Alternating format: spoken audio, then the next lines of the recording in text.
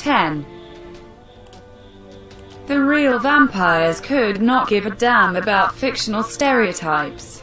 For an extremely significant time frame, vampires were as basic in Greece as in Romania. Also, in spite of the fact that they terrified Greeks, they were very ready to stroll about in full Greek daylight. As any Greek could let you know, the main time vampires were constrained to stay in their caskets was between the long stretches of vespers on Saturday and the finish of the ceremony on the Sunday morning. Commonly, what is important in genuine vampire nation is certainly not an actual climate, yet a holy one. For comparative reasons, a critical reason for vampirism in Greece was excommunication. As for food, one Greek met in the 20th century expressed, "No, I never knew about a vampire drinking blood. They may eat your liver or different organs. They may benefit from themselves in their graves, or on close-by carcasses." In Germany, admirers at Sunday administration should have heard them smacking their lips as they crunched away underneath. These convictions might have had different roots. One, horridly, was that individuals unintentionally covered alive could bite on their own arms when starving. The hints of lip-smacking relish were perhaps cadaver gases ejecting, reminding us, as Paul Barber appeared finally, that the dead are synthetically a lot of alive for quite a while. Maybe the vast majority of all.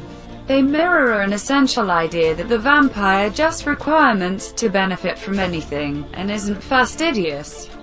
Truth be told, much like the zombie, he won't request a menu or a sommelier prior to sinking his undead teeth into your veins, tissue or liver. Vampires in Greece and somewhere else may assault cows.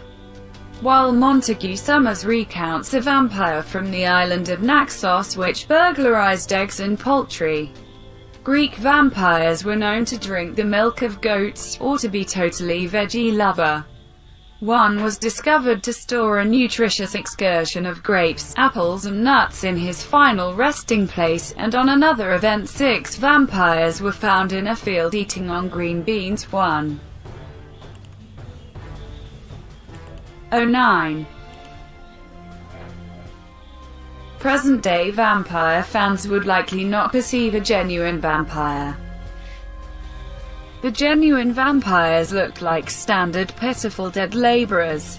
A long way from being stunningly skinny and etched, they were regularly absolutely fat.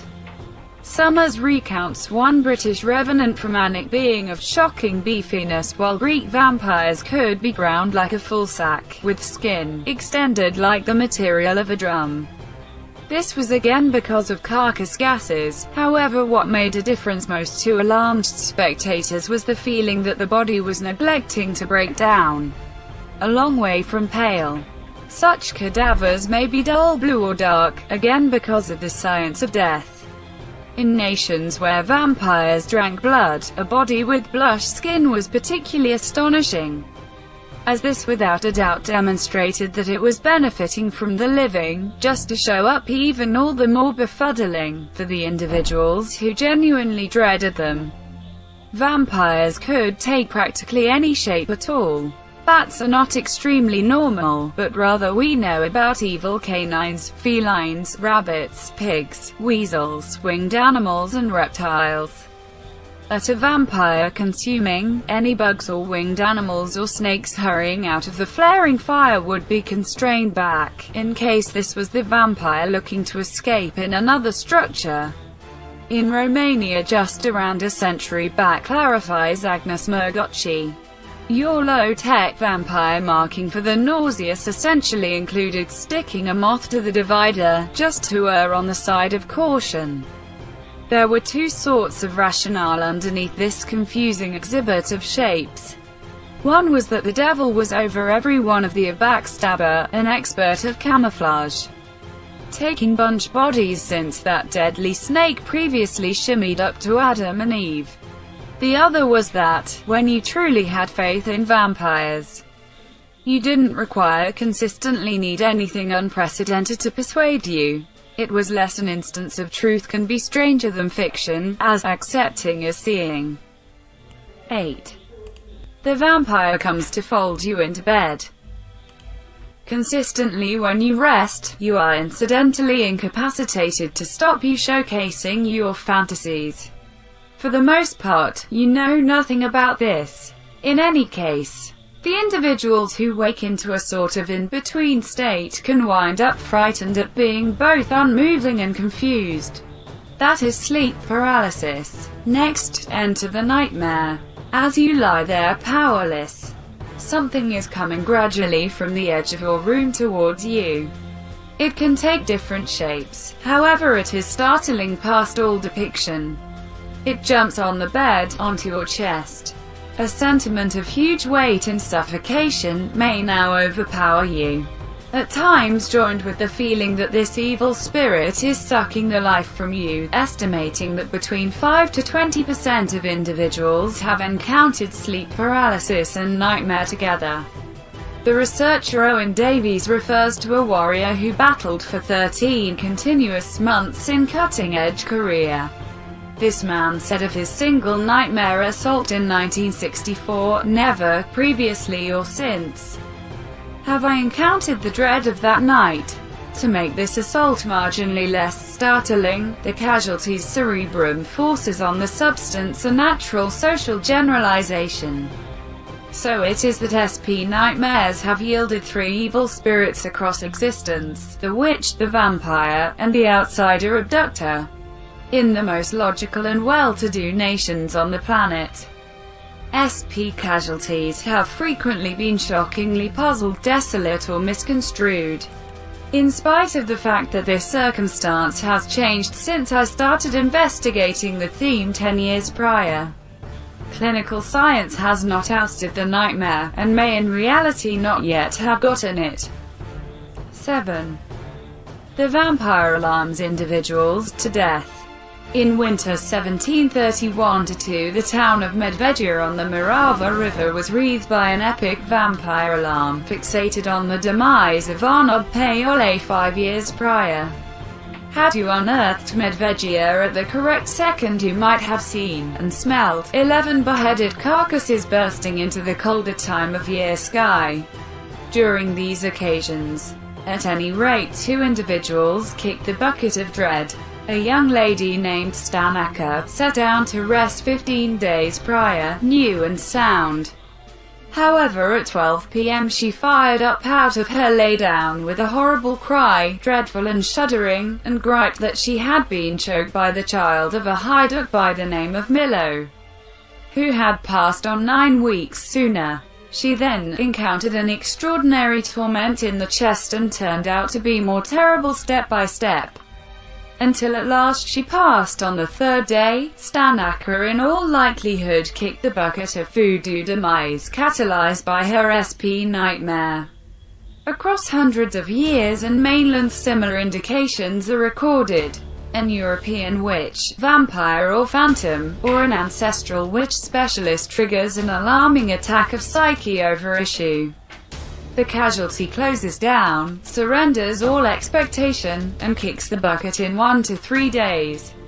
Shelley Adler discovered something comprehensively comparable on account of Hmong evacuees in America, whose unexpected, puzzling passings in the last part of the 70s and 80s propelled Wes Craven to make Nightmare on Elm Street. Adler additionally indicated how such a demise could happen in the most current clinical setting. In a Tennessee emergency clinic in 1974, a man kicked the bucket a little while subsequent to being determined to have malignancy of the throat, just for an examination to show that his throat was alive and well. Like each one of those survivors of the extraordinary, he had kicked the bucket of dull conviction. 6. Vampire apparitions. Given how startling sleep paralysis nightmares can be to current pragmatists, we can comprehend the wild panic they incited in vampire country. In such conditions, vampire assaults were as acceptable a clarification as any for a totally confusing wonder. by appear differently in relation to, for instance, current America. Back there you educated everybody concerning the nighttime attacks, and got a lot of help. Lamentably, in light of the fact that everybody before long knew about the vampire, a sort of electric dread wound through the town, and soon more individuals were having nightmares, and everybody becoming aware of those. Thus, and sometimes this wild fear appears to have included an apparition. It required some investment to get my head around these, yet they truly exist. An exemplary vampire ghost detonated through the island of Mykonos not long before Christmas 1700. After a man passed on out of nowhere in the fields. Something, his phantom, started by tossing furniture around and snatching individuals from behind. As the fear of the Greek Dracula increased, so did the viciousness.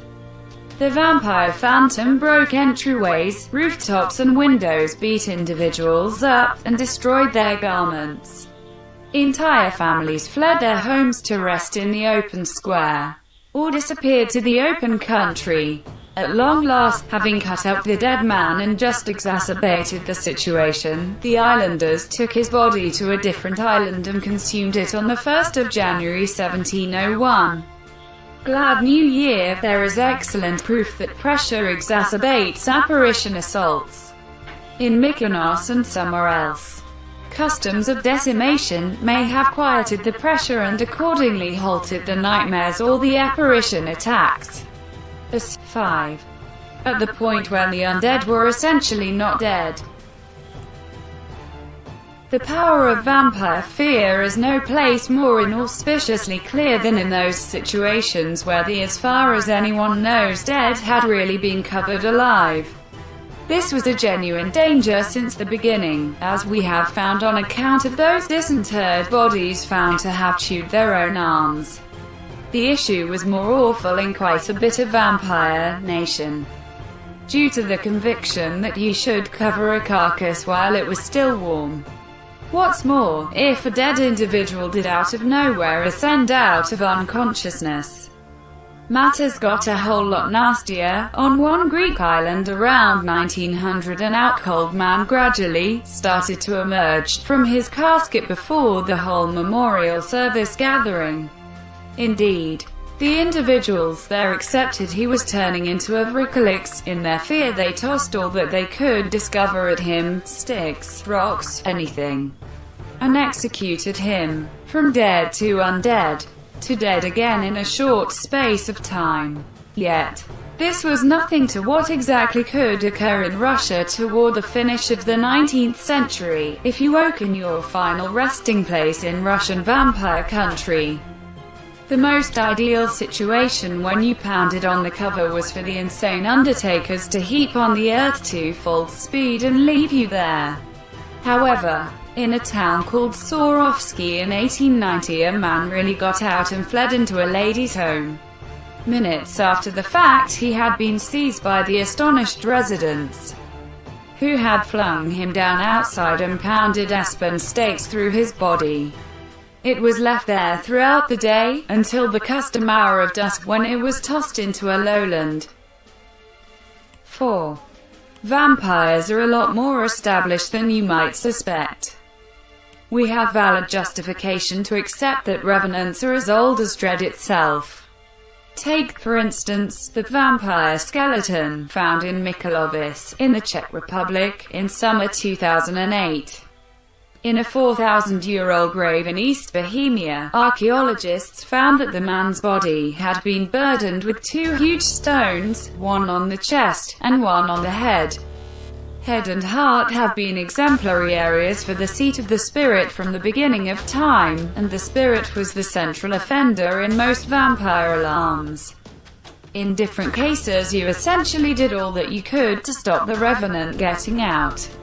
In summer 2012, for instance, Bulgarian archaeologists delving in the Black Sea town of Sozopol discovered 2 archaic skeletons punctured through the chest with iron rods. Another strategy was to just turn a presumed body over.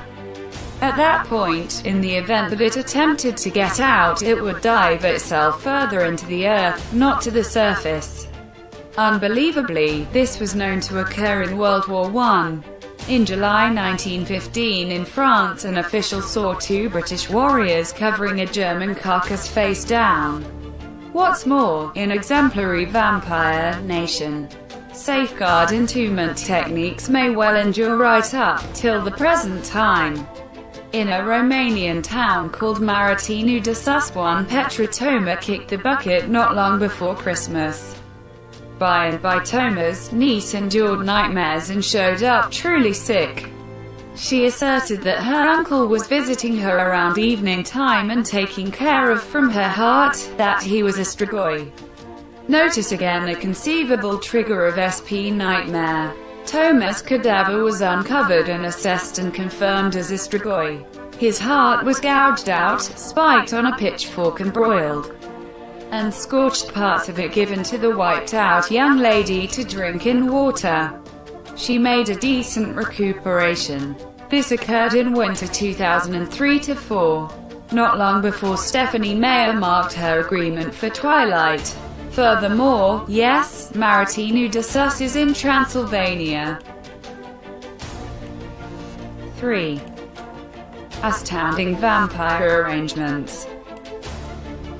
The expectation that a topsy-turvy vampire couldn't wriggle itself over clues that another failed to remember truth. The genuine vampires were not malevolent privileged geniuses with chilling designs for world predominance. To be perfectly honest, they were pretty faint. Mercia McDermott clarifies that in Bulgaria, one could dispose of a vampire by moving toward him with a warm caution and welcoming him to go to some removed spot on the affection of a reasonable or a wedding, and afterward deserting him there. Then again, or one could send him to get fish from the Danube, where he would fall in and be suffocated. She and Paul Barber added various seeds, including millet, mustard and poppy, maybe thrown along the way to the grave, just as left in the grave itself. Maybe enduring an early type of OCD, the vampire must tally all these, as is too occupied to even think about getting to your bed and alarm you to death. Check Dracula. In fact, anyone frustrated by these not exactly startling techniques should remember that really penetrating an enlarged cadaver with a stake is a troublesome and muddled business. While wrecking 11 of them may deplete a town's fuel supplies in a hard winter. Still, in the event that you are resolved to consume a revenant, here is a low-tech Bulgarian arrangement. Your Bulgarian expert alchemist would bottle the vampire. They utilized a blessed symbol and a container loaded up with the vampire's #1 food store. Clearly, they at that point sought after their quarry tirelessly, rather like some vampire chasing sheepdog, until it had no place left to transform and was constrained into the container. Stop your jug, toss it on the fire, and goodnight vampire. Accepting that this did really occur, we should figure that the vampire was undetectable, and that the alchemist's fundamental ability was a present for extreme emotion. Simply a disgrace that vampire film had not arrived at most profound Bulgaria now. 2. You could acquire vampirism. We owe numerous vampire fortunes to two British armed force officials, St. Clair and Brophy, who remained for quite a while in the Bulgarian town of Dracula during the 1860s. They recount how, one year, their young nearby worker Theodore, as the child of a prominent vampire, was doing retribution during this current Lent by neither smoking, nor drinking wine or spirits, to appease the transgressions of his dad, to forestall himself acquiring the inclination. Strangely, Theodore's dad was a vampire apparition, thus may well have been a certifiable fretful phantom. Beginning to look all starry-eyed at a Miss Tutoritsa, Theodore ended up so presumed that he was prohibited by her folks to wed her, some years after the fact. Brophy and St. Clair increased a report on this adventure. Support yourselves here. Not admirably, Theodore had changed his considerations to the young lady's sister, Marinka, and absconded with her. They additionally delivered a youngster. Accordingly, Marinka's home was scorched, she was tossed behind bars, and her vampire kid put to death. On the off chance that anybody can think about a decent title for a film in which Romeo and Juliet stray into the plot of Twilight, much obliged. 1. The Vampires of New England. You may have seen as of late that President Trump wishes to advance the instructing of more devoted history in U.S. schools. Here are only a couple of the things that could uncover about New England through the 19th century. On account of Michael Lee Chime, creator of Food for the Dead, we realize that an exceptional sort of vampirism existed here. When utilization attacked the Northeast, killing maybe 13 individuals in only one family, the vampire was recognized as substitute. One individual kicked the bucket of utilization, and others before long fell debilitated. Thus the main dead individual was unearthed and investigated. Any indication of life whatsoever, which may very well remain as of heart or lungs, showed that this vampire was benefiting from living family members from the grave. Likewise, heart or lungs may be scorched, and the cinders given to the wiped out to drink in water. A especially renowned New England vampire was youthful Mercy Brown, who passed on in 1892. However, as far as I might be concerned, the most paramount bit of American vampire pulverization happened in Vermont around 1830. On the park in Woodstock, an enormous group accumulated to watch a heart being singed in an iron pot.